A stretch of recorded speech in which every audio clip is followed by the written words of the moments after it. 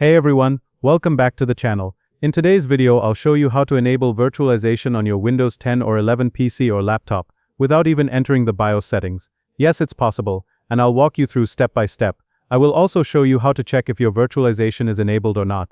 But before we begin, make sure to like this video and subscribe, it helps the channel a lot. Let's get started. First, open Settings. In the search bar type, turn Windows features on or off. Open this.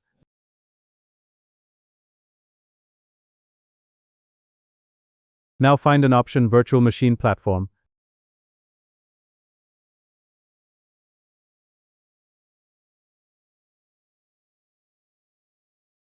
Turn it on and click OK. It will search for some required files. This method may not work on some old PCs. Don't worry, you can enable by others methods. Link of videos in the description.